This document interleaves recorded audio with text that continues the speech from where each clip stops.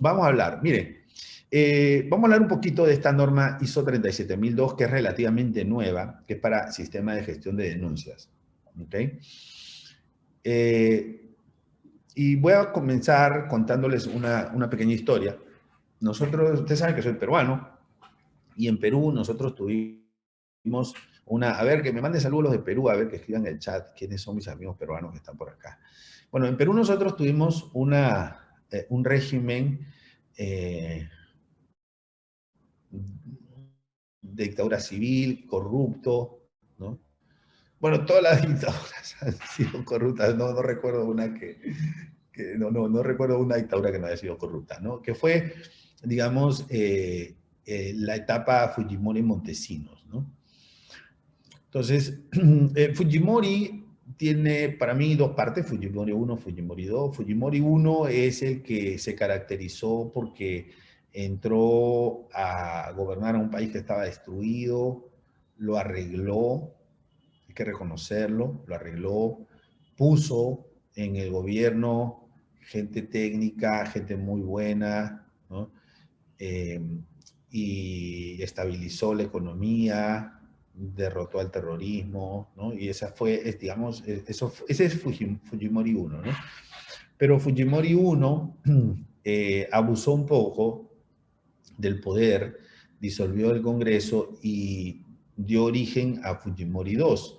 Fujimori 2 es el Fujimori que después de disolver el Congreso consiguió mayoría en el Congreso y con mayoría en el Congreso prácticamente hizo una dictadura, cambió la constitución y una serie de cosas, ¿no? Básicamente a su conveniencia. Pero fue en la práctica una dictadura en donde lo que había funcionado bien con la lucha antiterrorismo, la lucha contra el terrorismo, a través de un sistema de inteligencia, se siguió usando después que se derrotó al terrorismo, pero con fines políticos y de corrupción, ¿no? Y eso estuvo liderado por Vladimiro Montesinos. Vladimiro Montesinos, pues yo creo que era un secreto a voces, que él era el poder oculto, que era una persona que tenía muchísimo poder, que era un corrupto, ¿no? Y todas esas cosas. Era un secreto a voces, pero pues como pasa en todos los países, mientras no hay pruebas, los corruptos siguen haciendo las suyas, mientras no hay pruebas, mientras no hay denuncias. Y un día, alguien eh, obtiene un video de Vladimiro Montesinos pagándole, ¿no? Billete tras billete así, contando, en algún Bacaforo hemos pasado ese video también, pagándole a un congresista para que se cambie de bando, ¿no? Bien, entonces para que se cambie al partido de ellos y para seguir teniendo mayoría, porque Fujimori en mayoría, ¿no? Cuando disuelve el Congreso y poco a poco la va perdiendo, entonces llega un momento en que lo que terminan haciendo es, entre comillas, comprando, ¿no? Sobornando congresistas de la oposición, ¿no? Para que sean tránsfugas y se pasen a su lado. Entonces ese video se lo dan a un político, ¿no? Fernando Olivera, él lo pone, digamos, a la opinión pública, se hace famoso, ¿no? Por ese video y, y cae el gobierno de Fujimori. O sea, Vladimiro Montesinos termina huyendo, Fujimori termina huyendo, ¿no? A Vladimiro Montesinos, bueno, se vino para Panamá justamente, ¿no? O sea, y de aquí se fue, me parece que para Venezuela, y lo capturaron después en Venezuela. Fujimori se fue a, digamos, a un evento poco trascendente, no me acuerdo en qué país, y de ahí se fue a Japón, y en Japón mandó un fax diciendo de que renunciaba a la presidencia, ¿no? O sea, es un caso inédito. Un presidente que renuncia por fax. Y después se dijo que él realmente era japonés, pidió asilo en Japón le dieron el asilo y bueno. Y después, en un paso por Chile, que fue una torpeza de parte de él, ¿no? Se le ocurrió ir a Chile y pues lo detienen y después Lo mandan a Perú, lo extraditan a Perú y bueno, está encarcelado. Bueno, entonces, una denuncia puede cambiar, y yo creo que esa denuncia fue importante. Esta denuncia pudo cambiar el destino de un país, ¿no? Cambió el destino de un país, una denuncia. Entonces, las denuncias tienen la característica que ayudan, o mejor dicho, pueden ayudar a limpiar a una organización, bueno, en este caso de un país, en este caso al país, a Perú, por la historia que les he contado. Entonces, la denuncia ayuda a limpiar el país de la corrupción, de las malas personas, de las malas prácticas, ¿no? Del mal gobierno. Y lo mismo puede pasar en las organizaciones. Porque, obviamente, yo les he contado un caso extremo de corrupción, de mucho abuso de poder, y las organizaciones privadas, pues normalmente no tenemos eso, pero sí hay algunos actos de corrupción aislados en las organizaciones, ¿no? Creo que seríamos ciegos si decimos o si pensamos que en nuestra organización no hay actos de corrupción. Y ahí nos ayuda, nos pueden ayudar las denuncias, ¿no? Pero, ¿cuál es el problema con las denuncias? El problema con las denuncias es que normalmente alguien internamente puede conocer o externamente puede conocer el acto de corrupción, pero no se atreve a denunciarlo, sobre todo si es alguien interno, por el temor a las represalias, ¿no? Entonces, en el caso de Perú, de esta historia que les he contado, la persona que supuestamente hizo la denuncia pidió una amnistía, porque también había sido cómplice en muchas cosas. Pidió amnistía, le dieron la amnistía, ¿no? Entonces, eso se conoce como el mecanismo de protección. Entonces, administrar un canal de denuncias o una denuncia no es sencillo. Un canal de denuncias tampoco, y un sistema de gestión de denuncias es mucho más complejo. Porque yo estoy seguro que ustedes en sus organizaciones tienen canal de denuncias. O sea, no se me ocurre una entidad financiera que no tenga canal de denuncias en las actuales circunstancias, ¿no? Otros le llaman línea ética, o sea, pues canal ético, le llamamos como sea, no hay ningún problema. Pero una cosa es tener ese canal y otra cosa es tener un sistema. Un sistema de gestión ya implica estructura, implica gobierno, implica metodología, implica personas especializadas, auditoría especializada, implica un proceso operativo con muchos controles, ¿no? Entonces, un sistema es algo mucho más estructurado, ¿no? No es solamente pues que tenemos un canal y por ahí la gente denuncia y eso, no, o sea, hay un proceso, hay un paso a paso, ¿no? Y además eso está acompañado integralmente, sobre todo, de gobierno, recursos, ¿no? Recursos económicos, personas, plataformas, mecanismos de protección que son importantes. Entonces, un sistema es algo bastante más complejo. Y esta norma te dice, mira, si tú quieres tener un sistema de gestión de denuncias efectivo, estas son mis recomendaciones, ¿no? Es una norma que no es muy larga, o sea, pues, la pueden leer ustedes en poco tiempo. Pues un poco para hablarles de ISO, ISO nace con la finalidad de crear estándares para los sistemas de gestión, ¿ok?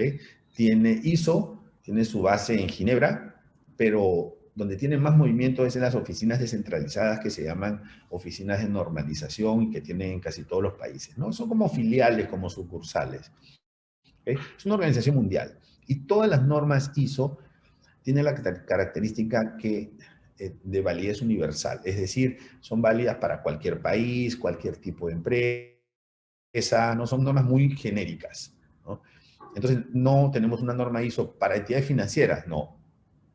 O sea, tenemos una norma ISO para cualquier tipo de empresa en un tema específico, ¿no? Entonces, Nació después de la Segunda Guerra Mundial, su sede está en Ginebra. Yo estuve en la sede de ISO, tuve la suerte, a ver fotito, vamos a ver si hay foto, ahí está, fotito, ahí estoy yo. Esto fue en septiembre del año pasado, ¿no? Por fuera, esa es la sede de ISO, ¿ok? Y las normas ISO, o sea, la más conocida es la 9001, es de sistema de gestión de calidad, ¿ok? Pero también hay de sistema de gestión de cumplimiento, de sistema de gestión antisoborno, de sistema de gestión de continuidad de negocio, de seguridad de la información, todos esos son sistemas de gestión. Hay otras normas que no tienen mucha madurez y que están en proceso de formarse para llegar a ser el sistema de gestión. Por ejemplo, la ISO 31000, que es de gestión de riesgos, pero no es un sistema de gestión, es solamente gestión de riesgos. Tiene lineamientos para poder hacer mejor una gestión de riesgos, ¿no? Pero no llega a ser un sistema de gestión. Todas las que son sistemas de gestión son normas certificables, o sea, deben haber escuchado a algunas entidades que dicen, estamos certificados en la ISO 9001, sistema de gestión de calidad. O sea, sí. Todo sistema de gestión de ISO se puede certificar. Y normalmente son las que terminan en 1 o terminan en 2.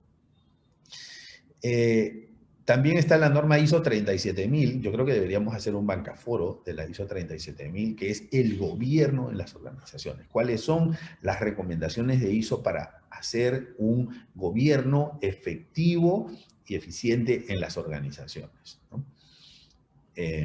Y es una norma que está reciente, ¿okay? De hecho, esta norma, la 37002, la pueden comprar en la página web de ISO, es de julio del año pasado. O sea, no tiene ni 8 meses, ¿no? Es de julio del año pasado, o sea, está nuevecita, ¿okay? Bueno, entonces, ¿qué cosa nos permite? Nos permite, sobre todo, algo que es muy difícil y que es tener cultura de denuncia. O sea, parece fácil, ¿no? Cultura de denuncia, pero no tenemos mucha cultura de denuncia, porque la gente no se quiere complicar, ¿no? Dice, no, mira, ¿sabes qué? El fulano se está robando un dinero de la organización. Dice, primero, no es mi dinero, ¿no? Segundo, mira, si yo denuncio me puedo crear un problema. Después hasta me pueden votar, pueden tener una represalia conmigo, quién sabe en qué problema me estoy metiendo, ¿no? Después van a amenazar a mi familia y no sé qué, ¿no? Entonces, no, mejor no me complico la vida, ¿no? Además es fulano robándole a una organización, no me están robando a mí, yo sigo mi camino. Entonces hay mucho de eso en las organizaciones, gente que no tiene ese nivel de compromiso para la cultura de denuncia, ¿no? La cultura de denuncia es buena, porque la cultura de denuncia alinea a las organizaciones con sus valores. O sea, porque yo denuncio algo que va en contra de los valores. Entonces, al final, una denuncia es un alineamiento con los valores. También esta norma busca proteger, o sea, digamos, está hecha para buscar proteger a los denunciantes, ¿no? Porque es muy consciente de esto que les estoy comentando, de este temor a represalias. Entonces, busca proteger a los denunciantes a través de, digamos, algunas recomendaciones que vamos a ver después. Luego, también busca que las denuncias se traten de manera adecuada y oportuna. ¿Por qué? Porque dentro del proceso de operación te dice, cuando llega una denuncia, evalúa el riesgo. Entonces, y según eso, tomas una decisión, ¿no? Si es riesgo bajito, pues no le doy prioridad. Pero si es un riesgo alto, sí le doy prioridad, ¿no? ¿Y qué significa eso? Más recursos, trabajar las cosas con prontitud y con inmediatez, ¿no? Porque el riesgo es alto. Entonces, en todo el proceso de operatividad de la gestión de la denuncia hay una evaluación del riesgo de la denuncia, ¿no? Bien. Mejora la cultura organizacional, claro, porque la alinea con los objetivos y también la gobernanza, ¿no? Y reduce los riesgos de irregularidades o actos indebidos, ¿okay? Bien, en los beneficios, primero aumenta la eficacia. ¿Por qué? Aumenta la eficacia porque normalmente cuando la gente denuncia, en la mayor parte de casos es porque es cierto. Es más, una vez el vicepresidente de auditoría de un banco, uno de los bancos más grandes de Latinoamérica, me dijo que el 90% de las denuncias que ellos recibían era cierta. Y es más, me dijo esto, nosotros recibimos la denuncia y vamos directo al punto. Y rápidamente podemos saber si sí o si no. No te olvides que el auditor tiene esa capacidad, esa facultad de poder pedir cualquier tipo de información, ¿no? Entonces, el colega me decía esto, ¿no? Me decía, mira, nosotros vamos y ya sabemos la información que tenemos que pedir, ya sabemos los cruces que tenemos que hacer y rápidamente, o sea, nos toma poco tiempo alcanzar hallazgos de suma relevancia para la organización. Y nosotros amamos el canal de denuncias. ¿Por qué? Porque si ellos quieren tener esos niveles de hallazgos bajo las auditorías convencionales, o sea, tendrían que rebuscar mucho, les tomaría mucho tiempo, ¿no? Y no siempre lo consiguen. Entonces nos vamos al segundo punto, mejora la eficiencia, ¿no? Mejora la eficiencia porque se consiguen los resultados, pero con menores recursos, ¿no? Gracias al aviso y a las alertas que se están teniendo de terceros. Refuerza el cumplimiento porque aumenta la probabilidad de cumplir las normas, las regulaciones, las leyes. Como les decía, también es muy importante el alineamiento de las personas con los valores de la organización, ¿no? Objetivos, valores y cultura. La gente quiere trabajar en empresas en donde se hacen las cosas bien. La gente no quiere trabajar en empresas donde hay abusos, en empresas donde hay acoso sexual, en empresas donde hay bullying, en empresas donde hay corrupción, en empresas donde hay injusticias y injusticias es de todo tipo, ¿no? Nombramientos indebidos, o sea, la gente no quiere trabajar en eso, en esos lugares. Entonces, al contrario, ¿no? Lo que buscan las personas buenas es trabajar en lugares en donde esos problemas no existen. Entonces, por lo tanto, por lógica, en un sistema de gestión de denuncias ayuda a retener a los colaboradores, incluso a atraer colaboradores y a comprometerlos con los valores. Muy bien. Y finalmente genera confianza. ¿Por qué? Porque si una empresa está digamos, ejerce las prácticas de la norma ISO 37002, entonces le demuestra a la sociedad su compromiso, le demuestra a todas las partes interesadas, bancos corresponsales, la superintendencia de bancos, las calificadoras de riesgo, los auditores externos, los mismos clientes, ¿no? O sea, su compromiso de buena gobernanza y de apego a los valores. Bueno, entonces, este es el contenido de la norma, son 10 capítulos, ¿ok? Capítulos importantes. Bueno, el primero es digamos, la primera parte, que es la planificación, es el contexto, liderazgo, planificación, soporte, ¿no?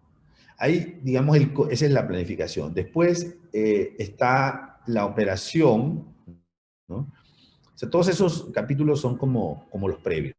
Y después entramos ya en el 8 de la operación. Este es el corazón de la norma, la operación, ¿no? Es decir, cuál es el paso a paso y cómo tiene que funcionar todo. Después viene una evaluación de desempeño. Recuerden que no podemos mejorar, no podemos mejorar lo que no medimos, ¿no? Y después viene un componente de mejora, ¿no?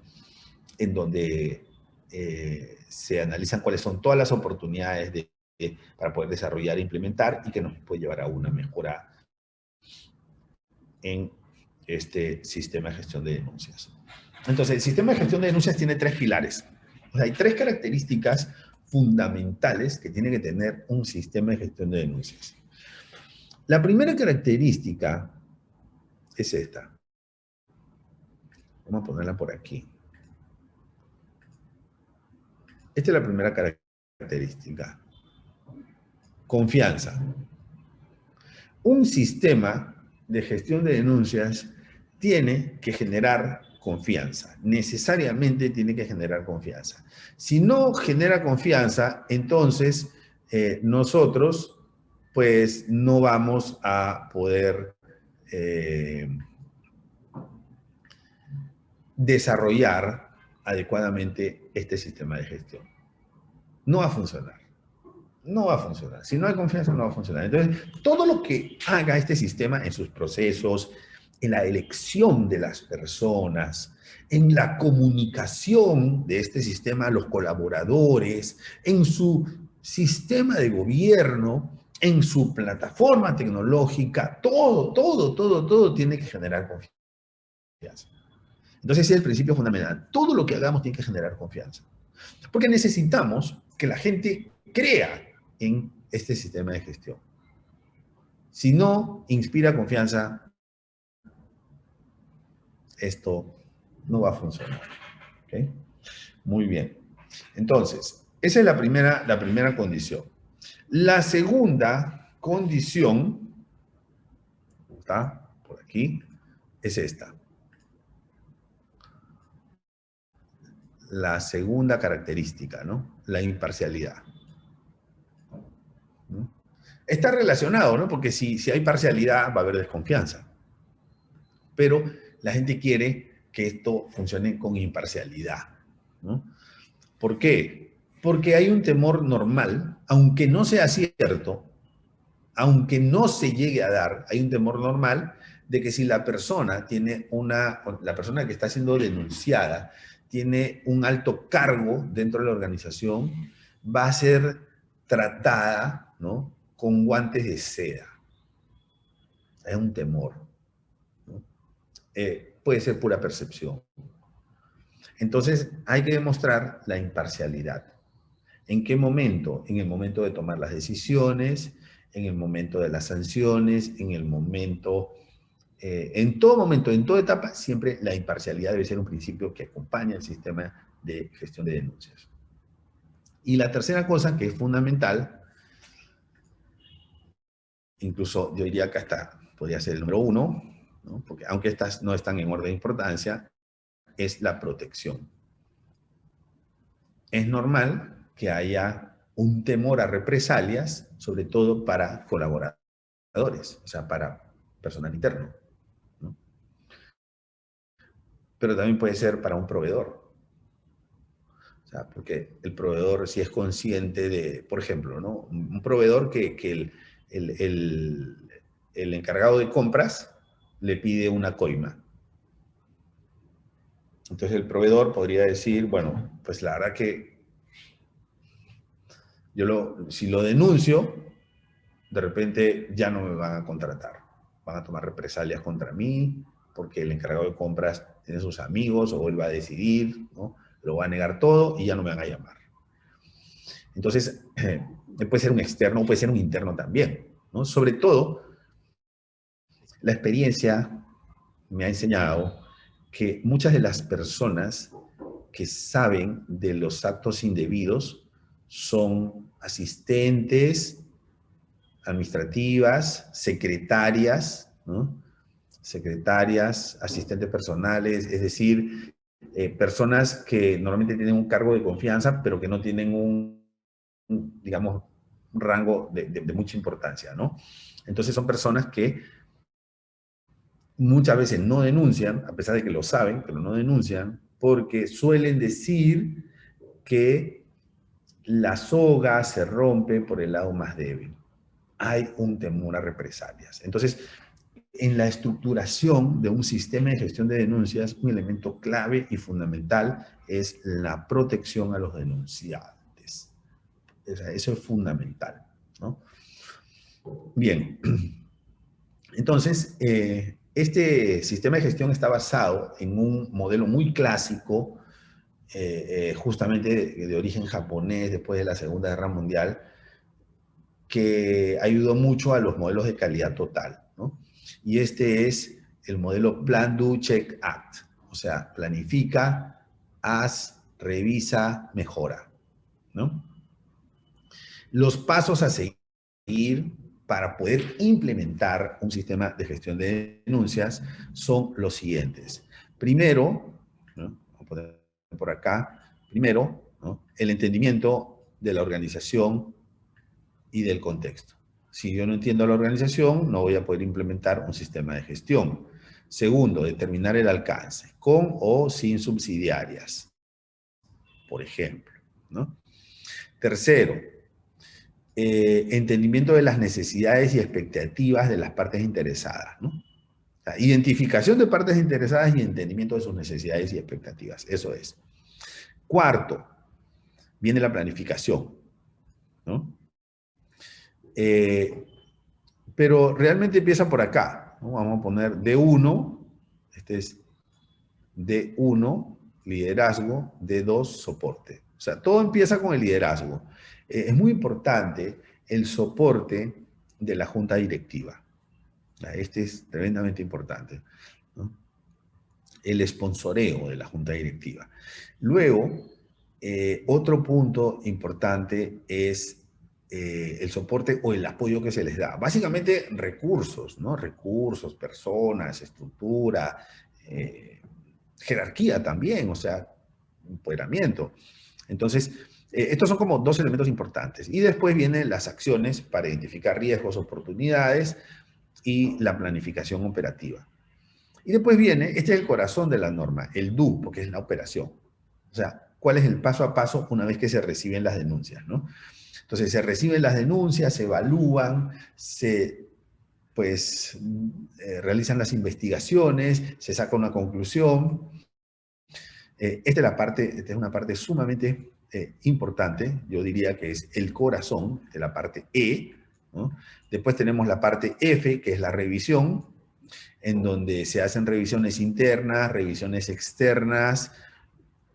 Las revisiones internas son de auditoría, de la gerencia, los reportes que se hacen a los comités o a la junta directiva, y las revisiones externas de auditores externos o consultores que tienen la función específica de hacer las revisiones para determinar oportunidades de mejora. Y luego se termina con este punto G, ¿no? Que es la mejora continua.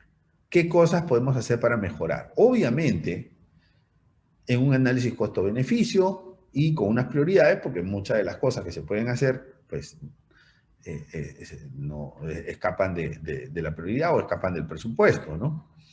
Muy bien, entonces yo quisiera ahora irme a esta parte del do, ¿no? Que es este es el proceso de gestión de denuncias, ¿no? La operación. Esto tiene 4 partes. La recepción, o sea, recibimos la denuncia, ¿ok? Y eso tiene una metodología de tratamiento. Recibimos la denuncia, después evaluamos la denuncia, ¿no? O sea, porque pueden ser denuncias que no son tan importantes. A veces la gente denuncia cualquier cosa. Entonces, evaluamos la denuncia con un enfoque en riesgos, con un enfoque en hacer la evaluación. Luego, hacemos el abordaje, o sea, el tratamiento de la denuncia, ¿ya? Y finalmente sacamos una conclusión, un reporte y pues le damos los trámites que correspondan, ¿no? Entonces vamos aquí a explicar brevemente cada una de estas partes. Primero la recepción, ¿no? Se hace un reporte de irregularidades, ¿no? Irregularidades, actos indebidos o lo que sea, ¿ok? Me parece que están levantando la mano. Voy a terminar la explicación y después ustedes pueden eh, participar con las preguntas. Bien, entonces, tenemos el reporte de irregularidades, ¿no? O sea, viene la denuncia por alguno de los canales que se pueden establecer. Yo, en lo personal, recomiendo, ¿no? Los sistemas omnicanal, ¿no? Multicanal, o sea, que la gente pueda denunciar por cualquier forma, ¿no? Que puedan denunciar, que puedan, pero que la persona escoja, o sea, el que quiere denunciar por web, denuncia por web, el que quiere denunciar por teléfono, el que quiere denunciar por correo, el que quiere denunciar por la aplicación, denunciar por la aplicación, ¿no? Y ahora, vamos con el anonimato, el que quiere denunciar anónimo, que denuncie anónimo.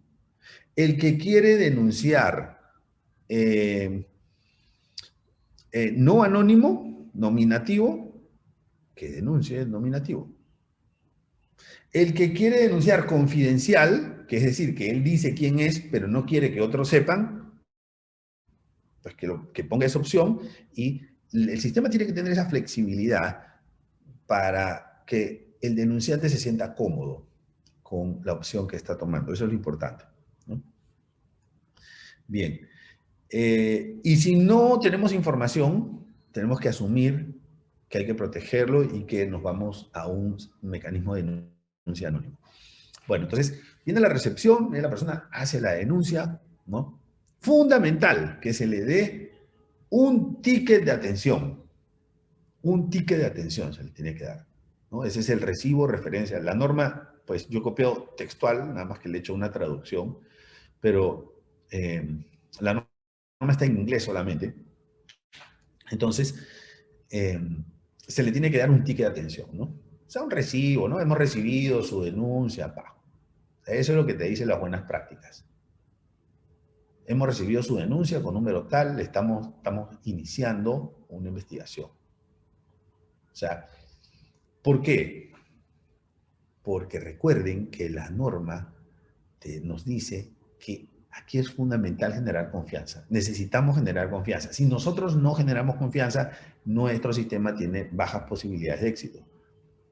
Y cuando la persona denuncia y le llega un correo electrónico que dice, hemos recibido su denuncia y la estamos procesando, genera confianza, ¿no? Bien. Entonces luego viene la evaluación. O sea, llega la denuncia, esta denuncia pasa al evaluador. El evaluador dice, a ver, ¿qué tipo de denuncia es? ¿No? Hace una evaluación del riesgo que puede significar, o sea, digamos, para la organización, ¿no? ¿Qué tipo de irregularidades en función del riesgo? Pero también la norma nos dice que es recomendable que se haga una evaluación del riesgo que significa para el denunciante. Del riesgo para el denunciante. O sea, porque nuestro sistema, el éxito de nuestro sistema depende que no hayan represalias. Si empiezan a haber represalias, y si todo eso se sabe, y si el día de mañana se sabe que fulanito de tal denunció a Mengano, ¿ya? Y Mengano tomó represalias, y que fulanito de tal lo despidieron, y que esa denuncia que él hizo le fue perjudicial, nadie más va a querer denunciar a futuro. Y el sistema va a fracasar. Entonces, hay que ver cuál es el riesgo para el denunciante en todos los aspectos, en cuanto a las represalias y en cuanto a acciones que podrían tomarse, digamos, hacia él, ¿no? Recuerda que esto no solo es para entidades financieras, es en general, ¿no? Entonces,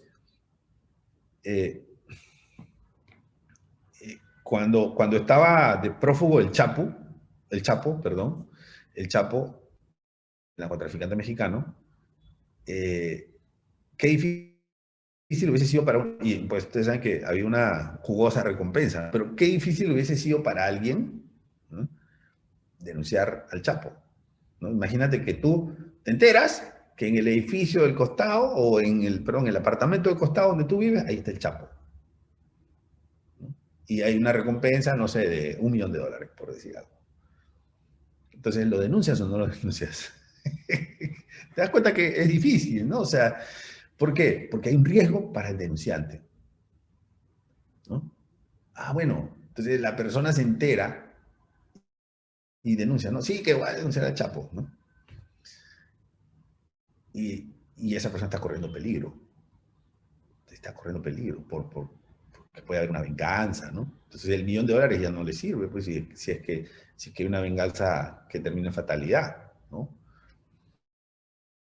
Bueno, puede ser para el denunciante o para otras partes interesadas también. ¿Ok? Muy bien.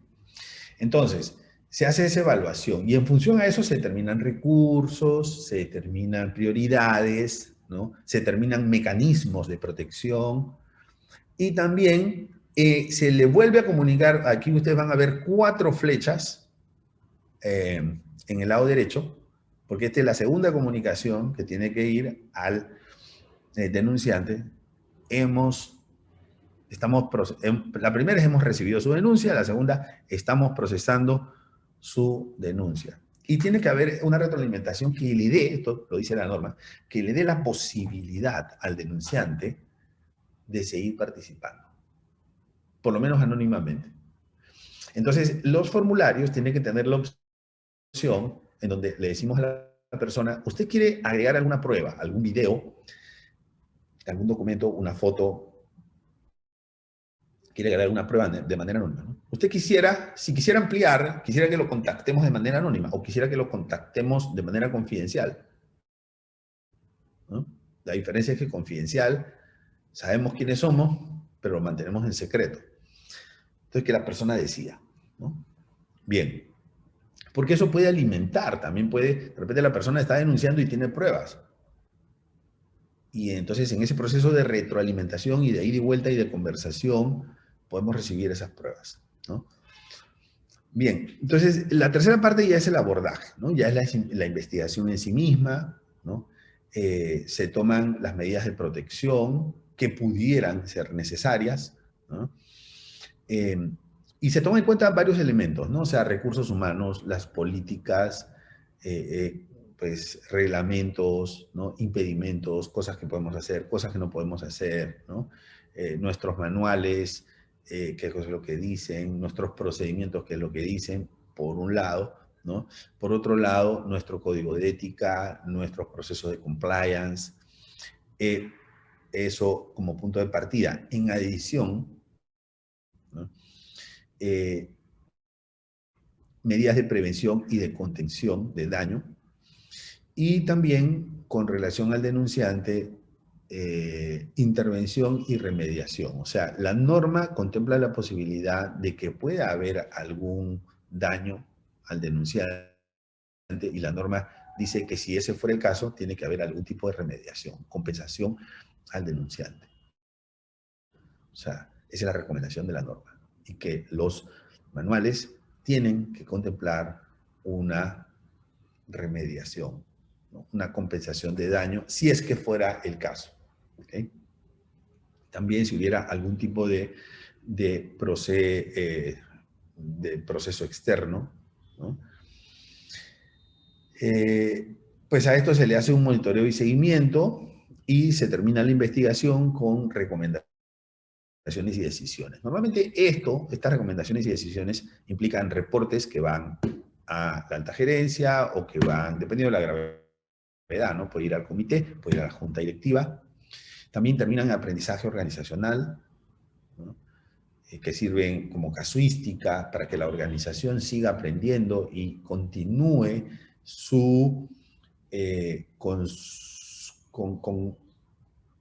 con el trazado de los objetivos apegados a sus valores, ¿no? Y por otro lado, otras acciones que podrían darse, ¿no? Entonces, al final, cuando se culmina y se mandan las recomendaciones, también hay que retroalimentar al denunciante. Hay que decirle, señor fulano de tal, gracias por su denuncia, hemos terminado la denuncia y hemos concluido que la denuncia no, pues, no ha dado lugar por tales razones, ¿no? O sí, ha dado lugar y, pues,